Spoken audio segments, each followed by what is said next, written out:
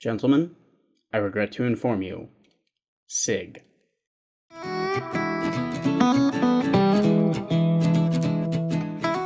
Today in the Cap Ball Saloon, we'll be discussing SIG's continued trust problem, lies, damn lies, and statistics about the firearms industry, ways to get your FFL top billing in local searches, why the 2A community should be paying attention to Google's legal woes and untangling the social media mess, and finally, some good news for someone who's been fighting the ATF. I'm Anders, E.T. Herzberg, and this is the Cap Ball Saloon, a gun industry-focused podcast talking about digital marketing and the Second Amendment.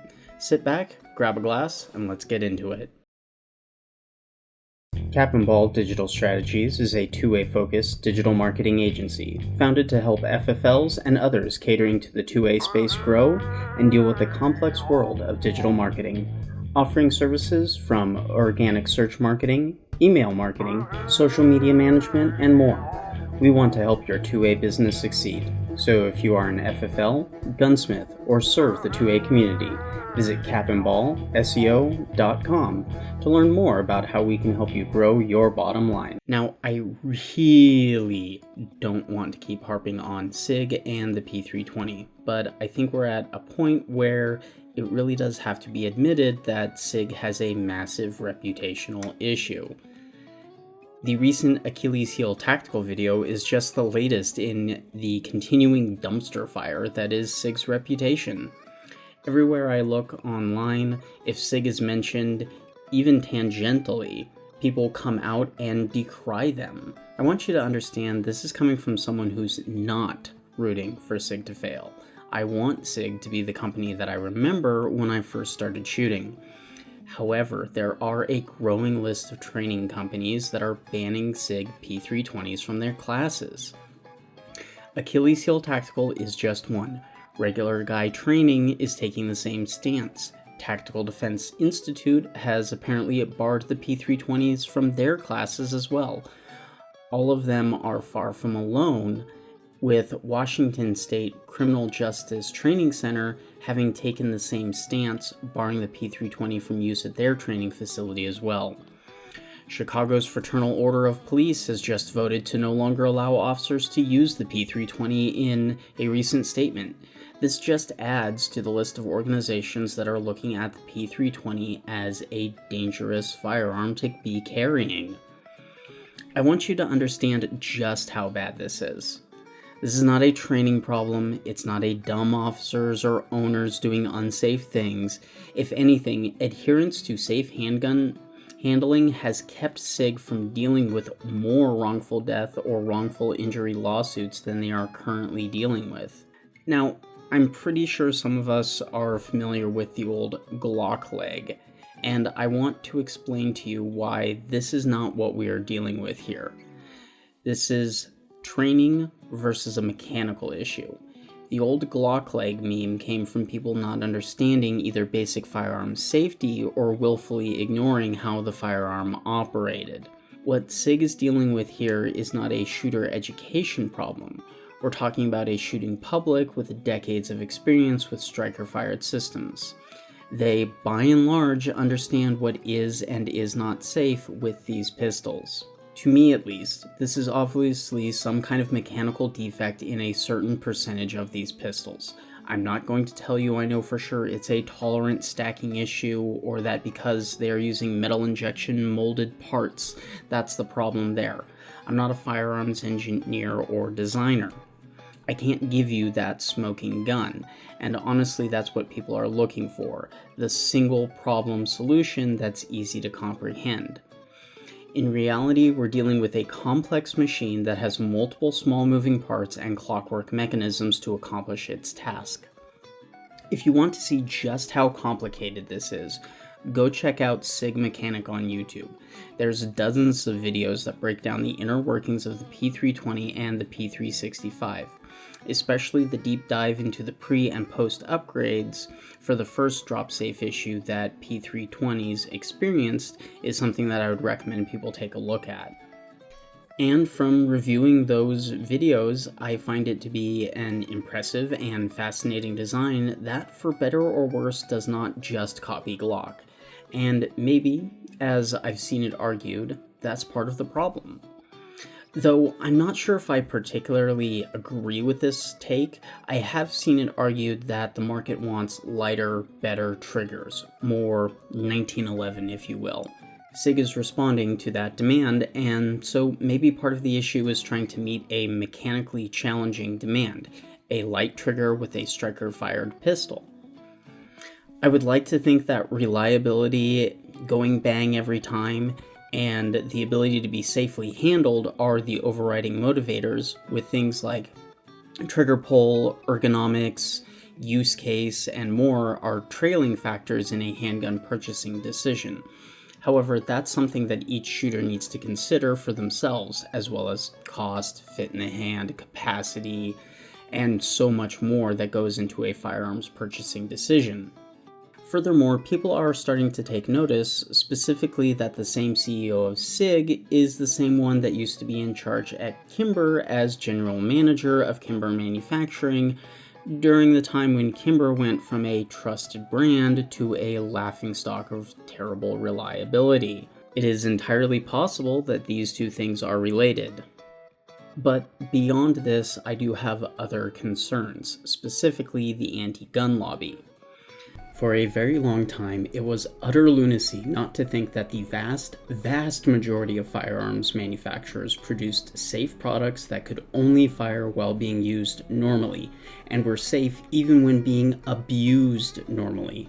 For you to have an unsafe firearm, you basically had to have a sketchy trigger job done. Something ridiculous had to be done to the firearm outside of what manufacturers normally do. Now, with the SIG P320, we have a firearm that opens up a chink in that logical armor for the general public.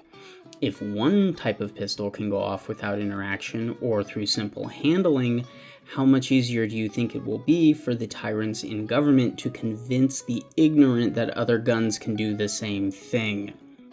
But when you have a major manufacturer with this highly public and highly controversial issue in an environment where all of the dirty tricks, such as suing Glock over their handguns being quote-unquote too concealable, the P320 is arguably creating more risks to the Second Amendment than it's helping. SIG, listen to me. Not addressing this issue properly is not just dangerous for you, but also for the entire Second Amendment community and firearms industry at large. We have enough stupid arguments, poor legal reasoning, and ignorance running around in firearms law and courtrooms as it is. The P320 is becoming, if not already, a major problem. It's not anti-gun to point out a legitimate potential problem. If anything, we should be policing ourselves as an industry against unsafe products, harshly, before those outside the industry and shooting community take notice and feel they must take action externally. For SIG, myself, and Jason, in a previous episode, laid out a strategy for fixing this mess. I know it's nothing that SIG wants to hear, but if followed, it could potentially correct the issues eventually. For SIG owners, there's at least one test that can be run to get back some peace of mind. The channel 3 SIG P320s in a trench coat has a video on how to test your P320's striker safety, essentially by taking a small tool and allowing the striker to drop without actuating the trigger. You can check and see if the striker safety block will be properly prevented from striking a chambered round. I would recommend you check out that video or SIG Mechanics breakdown of how the P320 striker safety works if you're interested in getting some deeper information on this particular issue. Now, I'll close this section with just a small note. SIG, please right your ship. You have a legacy to uphold and a storied history that does not deserve to be tarnished or potentially to be ended like this. I sincerely hope they listen to reason here. Now, before we move on to our next topic, I would like to thank everyone for sticking around. We are growing and our goal is to reach 500 subscribers. So if you are interested in the Second Amendment and want 2A news and tips for the digital age, subscribe and share with your friends. Down in the comments below, let us know what SIG could do to regain your trust. For our next section, we have a rather interesting study from ammo.com by Cassandra McBride. There are some key takeaways here that are actually rather interesting if you are, like me, and somewhat more data-minded. We'll go through the data and I'll give you some key thoughts and some key points that you should consider when looking at this particular study. First, the overall ownership of firearms has increased by 26% since 2000. That's a stark increase in the number of gun owners in what is the most famously armed country in the world. This probably stems from the 21 million Americans who purchased their first firearm between 2020 and 2023. However, if we break the information down by sex, strangely, men owning firearms decreased by 25% since 1980, and female ownership has gone up 177%. Now, the report also notes that household firearm ownership has declined by 5% between 1975 and 2004. So, while there do seem to be more firearms overall, they are in slightly fewer homes. Looking at some of the party breakdowns, this data also shows that the political paradigm around the Second Amendment is changing.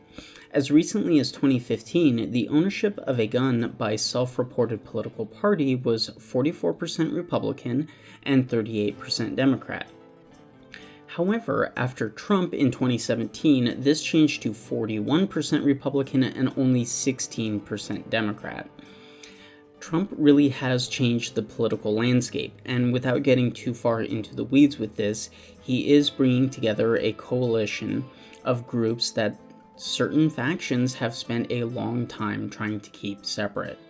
Now, overall, there has been both good and bad with the Second Amendment under Trump. And while I would describe things as a mixed bag until real legislative reform is undertaken and rogue states are actually brought to heel by the Supreme Court, this at least shows that when it comes to the Second Amendment, more people who value it are in the Republican camp than out of it. If anything, this is a massive indictment of the Democrats.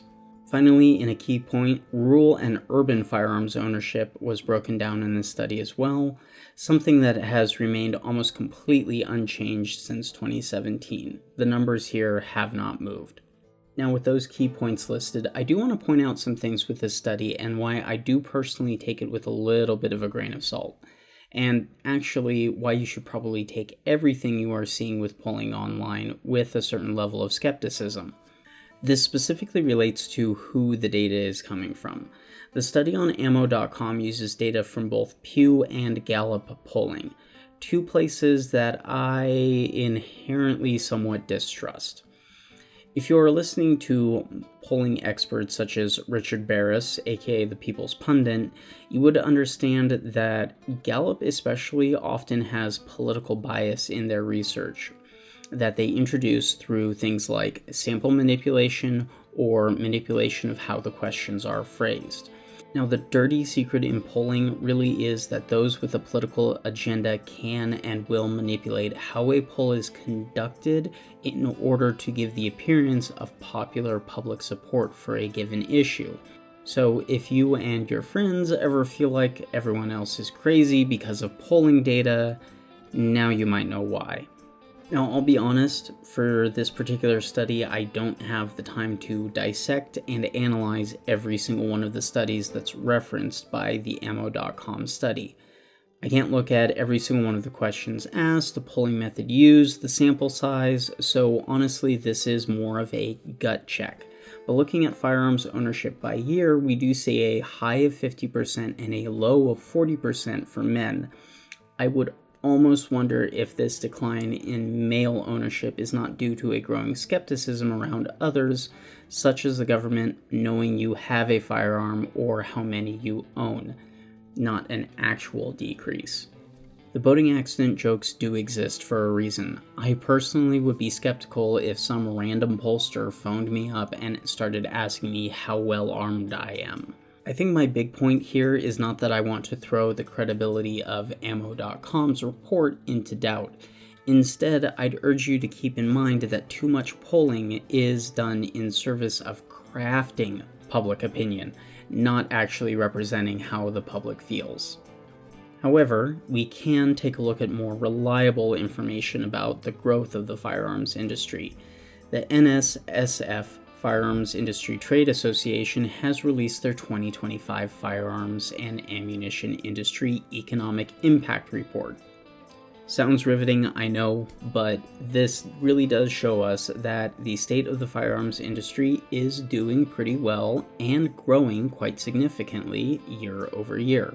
In 2024, they estimate that over 3.9 million new gun owners have been minted, and overall, the firearms industry is supporting 383,000 jobs. This translates to an economic impact of $91.6 billion in 2024 alone.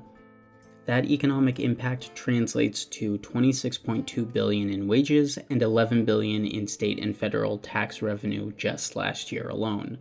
Jobs, wages, and economic impact are all growing year over year. So between this and the more defensive stance the federal government is taking on American manufacturing, there's a lot of growth potential in the firearms industry in the years to come. Now, with that in mind, what should you do if you are an FFL serving your local community with either a storefront or an at-home FFL? Well, we can talk about some of the things that you should be doing to promote your business. Now, I'm going to assume that you understand that the digital space and search in general is a powerful tool for FFLs to bring in business.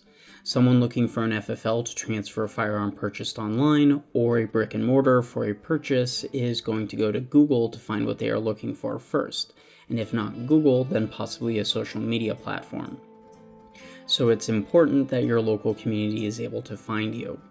In my area alone, I've counted at least 19 different FFLs around me, and that's just what I could find quickly. I'm sure there are far more smaller FFLs in my area. All of these are competing for exposure and top billing in major search engines. So how do you establish yourself as a credible and top billed place to go as a firearms dealer? Well, there's a lot that needs to be done, and it does take time and effort to accomplish, but here's the basic outline. First, you have your Google business profile. This is free to set up and critical for local searches. For home-based FFLs, a word of caution on this. For a business like an FFL, you have to have a physical location listed because of the goods that you are dealing with, specifically firearms. Any business that offers products where the purchaser must be of a minimum age must have a storefront per Google's rules. Google will nuke you from orbit once they find you have a service area business, or rather one that does not list an address, just an area of operations in a firearms category. I know this puts home-based FFLs in a bit of a catch-22, but Google's never really been our friend. So if you are operating out of your garage and want to maintain a Google business profile, be aware that it will be subject to publicly posting your address on the most visible location, Google. With that particular word of warning, let's continue. Be sure to claim and verify your listing if it exists. If not, create it. Make sure that once this is done, you verify your listing. Verification will require you to use a mobile device to take a video recording. This normally entails starting at your storefront and walking into the business, unlocking the door, showing use of employee-only things such as registers, going into back rooms, etc. Also, in the verification video, Google does not want to see faces, so keep that in mind as well. It's a bit of a pain, but once verified, your profile will be stronger and more trusted with Google. Now, along with making sure that you have your Google business profile verified, be sure that you have all of your business information correct. Name, address, phone number, website URL, store hours. Make sure these details match exactly across all platforms. So don't have outdated store hours on your website and up-to-date ones on your Google business profile. That can cause issues. Make sure that you're filling out your categories and attributes for your Google business profile. For most of you, the business category of gun shop would make the most sense, but at the time of this recording, there are only gun shop, sporting goods store, shooting range, and firearms academy that are relevant to FFLs for Google business profile categories. I would recommend picking the one that encompasses your primary service. So if you have an indoor shooting range with a store attached, then I'd pick the one that you want to emphasize the most. If you sell guns but have fishing equipment, then sporting goods store is probably the most relevant to you.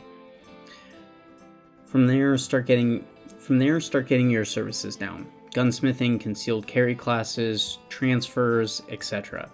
Once all this information is filled out, top it off with quality photos of the store, inside and out. Most modern phones will take a perfectly usable photo, so no pro photographer needed unless it's in the budget. Now, a lot of directories or websites that list local business will probably pick you up if you have a website or some kind of online presence. I'd recommend claiming as many of these listings as you can or creating them. If there is a local website that lists businesses in your area, then make sure that you are on that one at the very least. Yelp is another good bet for getting your name out there, as they focus on brick and mortar businesses. Again, just make sure that you are fully filling out your profile so that Yelp knows how to categorize you. Beyond these kinds of listings, you can do work with your own website as well. Talk about your location on your page. If you're offering classes, words like Premier Concealed Carry training for the blank area should be on that page predominantly. Gunsmith, same thing. Carry the widest selection in your city. Are you the most knowledgeable in your town? Put that kind of stuff on there. For website design, if you're worried about how easy your website is to use, get your least tech-savvy relative to do something on the website, preferably on a phone, without your help. If they can't, then you may need to revisit your design and navigation. Now, there's a lot more that I could go into: email lists, social media management, but you get the basics of cracking into Google search and getting them to start to show you to customers. Actually, speaking of Google, we should discuss some of the things that have been going on with them recently in the legal sphere, and maybe some speculation about where they might be headed in the future.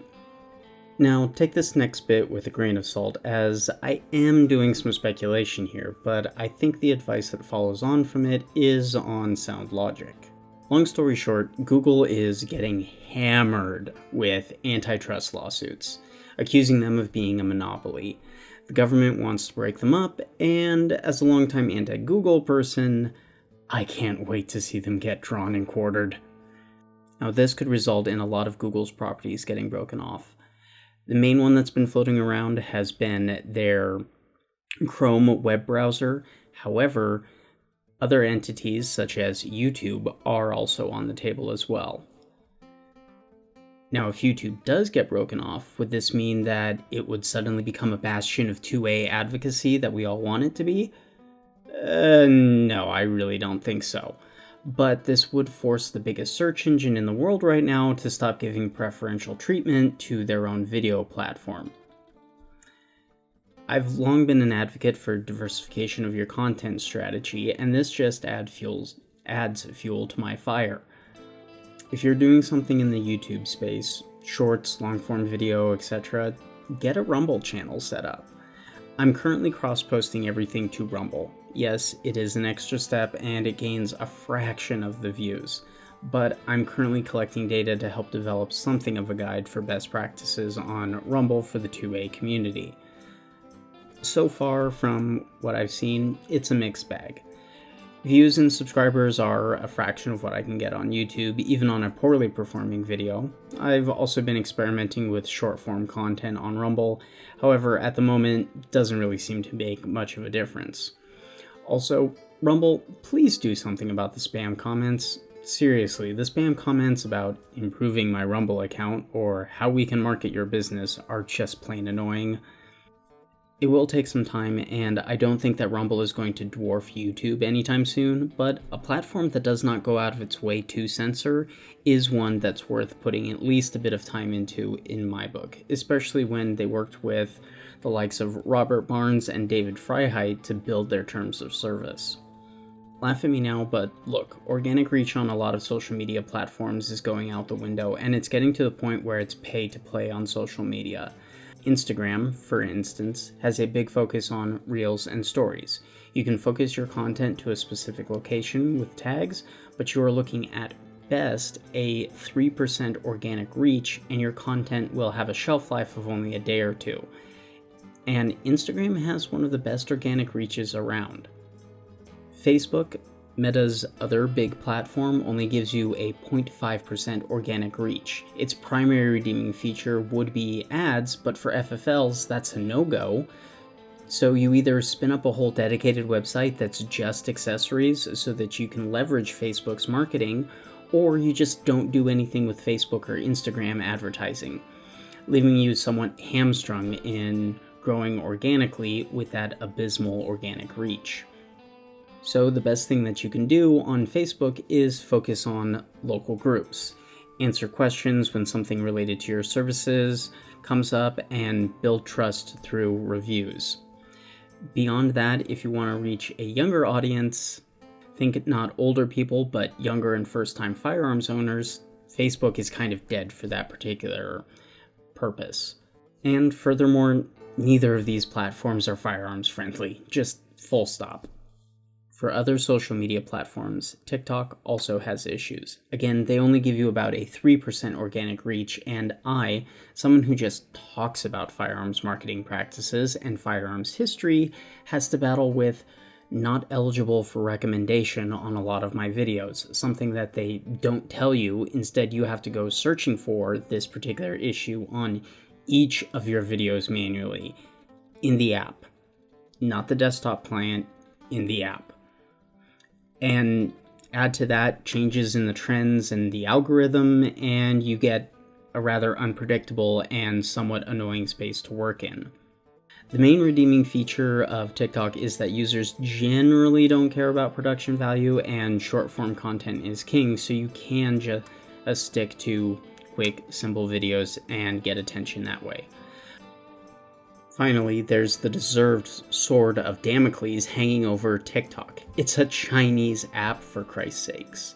There's a reason why this app lives on a quarantine phone for me. The US government could also nuke it from orbit again at any time, though I would like to see a more constitutionally aligned method used. The way it was taken down last time was a massive government overreach that opened up bigger legal issues, but I won't get into that particular aside. Now, X, Twitter, whatever you want to call it these days, is probably the most friendly to a space. Well, it is pushing these subscriptions hard, and the crypto and thought bots can be annoying. There is at least room to breathe here for the Second Amendment. The best way to deal with X, especially if you're on the smaller side, really is to be something of a reply guy. Comment, get attention, post your stuff. That said, local targeting is almost non-existent, and your stuff is going to have a short shelf life. Then we can also mention platforms like LinkedIn. This is almost exclusively business to business. A typical consumer won't be bumbling around on LinkedIn. So for me, as someone who's actively looking to help smaller and medium-sized 2A businesses, it has a purpose, but for FFLs selling to shooters, it's probably not a place to do much more than the occasional post. Finally, circling back to YouTube, it is a great video platform. But we circle back to the issues that the firearms industry has on it. Arbitrary, nonsensical rules that can turn an okay piece of content into verboten overnight. Honestly, that's part of the reason why I recommend Rumble as a backup. It's hedging your bets. Yes, the user base and features are nowhere near as good as YouTube, but if the ground shifts overnight due to one of these lawsuits going through, and a decision to break up Google and remove YouTube from Google's control, you do have a secondary platform up and running that you're already dealing with and growing on. So if I was a small FFL, I would probably do the following. Spend some time polishing maybe a once a week YouTube video with, halfway decent searchable title and some kind of a good thumbnail that makes people want to click. Then break that up into shorts if possible with specific segments and key points. No, you don't have to have the greatest production values. Heck, look at Buffalo Boar. I was just talking about them in a previous episode, and they've exploded in viewership and subscribers. Now, for my viewers, I would actually like to ask you for some feedback. If you'd like me to outline a free bootstrap way to start social media content production with little more than a phone, a computer, and some free software, let me know. I can do a full walkthrough tutorial that can help you get started. Now for our final topic of this episode, CRS Firearms and Matt Hoover. If you're unfamiliar with the case, this is one of two that truly does boil my blood with the injustice of it.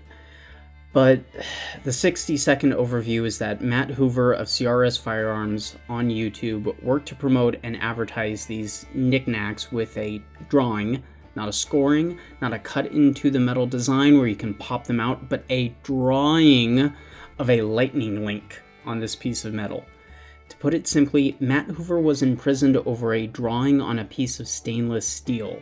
A drawing, mind you, that no one at the ATF or DOJ could get working on, using its dimensions as printed on it when they went through the effort of trying to make it work to prove their case. This was a travesty that should be getting everyone up in arms, but there has been some good news for Mr. Hoover and his family. According to his wife, who still maintains his YouTube channel in his absence, it appears that he may be able to get out and see his family again as soon as this upcoming July with the Second Chance Act. However, he will more likely be able to get out at the end of this year. If nothing else, drop by the CRS YouTube and give them a like and a subscription. If anyone deserves it, just because, it's this particular family. I know my particular channel is small, but every little voice counts, guys. Now, the other case that does boil my blood is the case of Tate Adamiak. I apologize if I'm not pronouncing that correctly. It's another example of the ATF and people that really should know better lying, fabricating, and outright misrepresenting the law in order to convict a law-abiding citizen.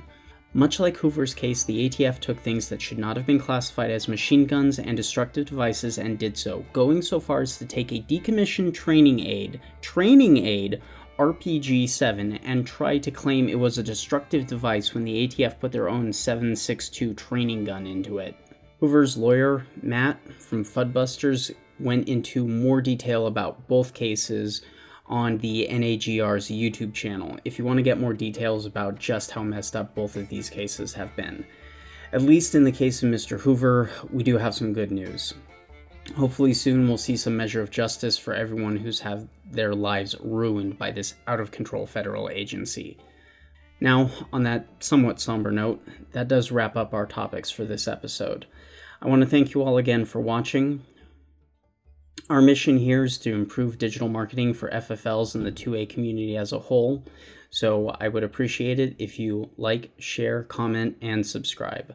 Sound off in the comments below what your thoughts are on any of today's topics, and if you'd like to see our historical coverage of small arms ammunition development, you can head over to the Dead Calibers Archive playlist and check that out. So, I'm Anders, E.T. Herzberg, for the Cap Ball Saloon, hoping to see you all again real soon.